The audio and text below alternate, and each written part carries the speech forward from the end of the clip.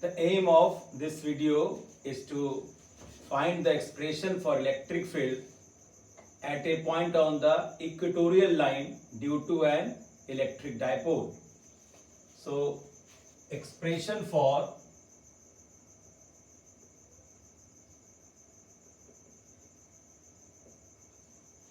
electric field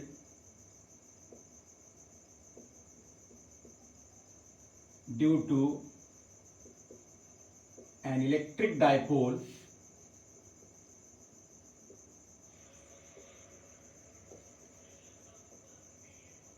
at a point on the equatorial line.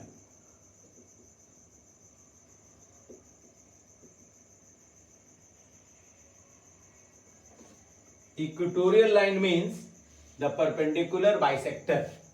So, AB is the dipole with charges minus q and plus q. O is the middle point. Twice L is dipole length and perpendicular bisector is this line, and at this line a point P is there at a distance r, where we have to find out the electric field due to this electric dipole. We have to join this point P and A and P and B. So P point is equidistant from the points A and B, and if this is L, this is L, so this AP is R square plus L square under root, and similarly this is also R square plus L square under root. So PA is equal to PB is R square plus L square under root. So this point P is equidistant from the two charges minus q and plus q. And again, electric field at point P is contributed by the charges at A, that is minus q, and charge at B, that is plus q. So the total field at P, EP, is contributed by charges minus q and plus q placed at A and B.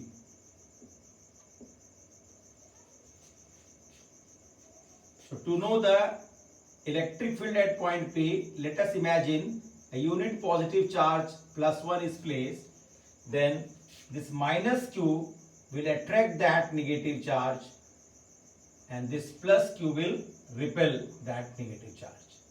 So this is the field due to charge at B, and this is the field due to charge at A. So EA is field at P due to charge at A, and is given as 1 by 4 pi epsilon naught q upon PA square, and this is 1 by 4 pi epsilon naught q upon, the value of PA is R square plus L square under root whole square. So this is 1 by 4 pi epsilon naught q by R square plus L square. This is the magnitude of EA given by equation 1. Similarly, as point B and P and B is also having the same value, so similarly we can get the value of EB as 1 by 4 pi epsilon naught q by R square plus L square, that is equation 2. So magnitude wise EA and EB both are same. But the only difference is they are having different directions. Suppose this angle is theta, this also is theta, this will be 2 theta, because exterior angle is sum of the two interior angles in a triangle. So we can use this property and find out the resultant using the parallelogram law of addition of vectors. This is the resultant at P, EP. So EA and EB are at an angle of 2 theta. Hence, by applying the parallelogram law of addition of vectors, we can find out the resultant field at P is EA square plus EB square plus twice EA EB cos 2 theta under root. As EA is equal to EB, so we can write EA square plus EA square plus 2EA into EA cos 2 theta. So we can write 2EA square plus 2EA square cos 2 theta under root. So we can take common as 2EA square, then it is 1 plus cos 2 theta under root.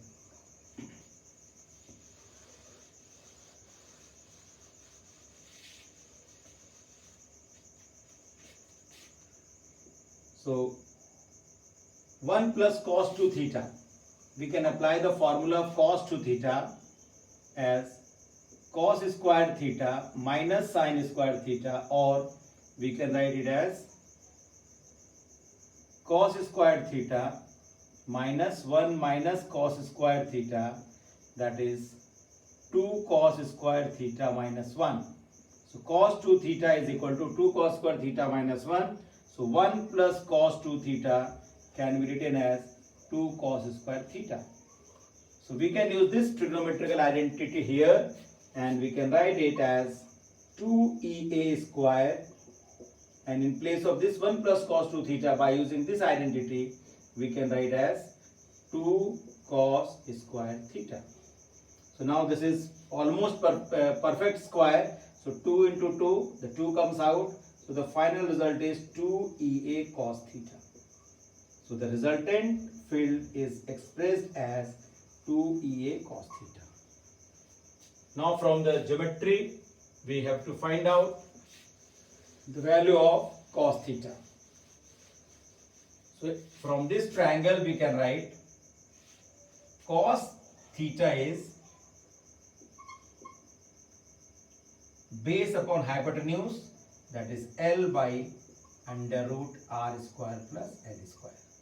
Substituting this value, we can write as EP equal to 2EA cos theta means L upon under root R square plus L square. Now we can put the value of EA, and EA is equal to 1 by 4 pi epsilon naught Q upon R square plus L square into L upon under root R square plus L square. Now 2QL. 2QL is dipole moment. So this is P upon R square plus L square. Here power is 1, here power is 1 by 2. So the final list is 3 by 2. So the value of EP is this one. And again applying the approximation that as R square is far greater than L square, hence L square can be neglected. Now finally the result is EP is equal to 1 by 4 pi epsilon naught P upon R square. This L square is neglected, so R square to the power 3 by 2 means this is R cube.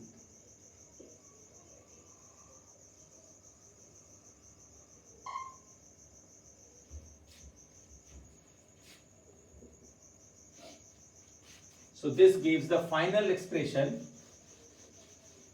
for electric field at a point on the equatorial line due to an electric dipole. Now, a specific thing to remember, if we take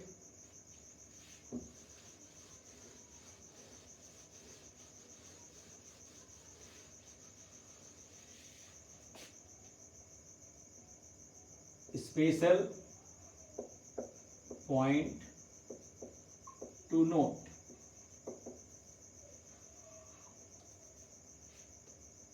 field at a point on the axial line is 1 by 4 pi epsilon naught 2 p upon r cube, and field at a point on the equatorial line is equal to 1 by 4 pi epsilon naught P upon R cube. So from these two expressions, it is clear that field at a point on the axial line is twice the field at a point on the equatorial line. So the electric field is more along the axial line than along the equatorial line if we take this R same for both the cases. So sometimes E axial upon E equatorial is now, we have to put this upon this, the answer is 2.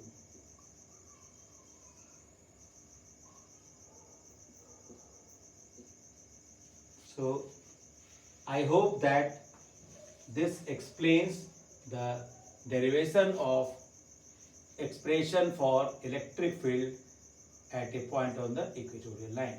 Thank you very much.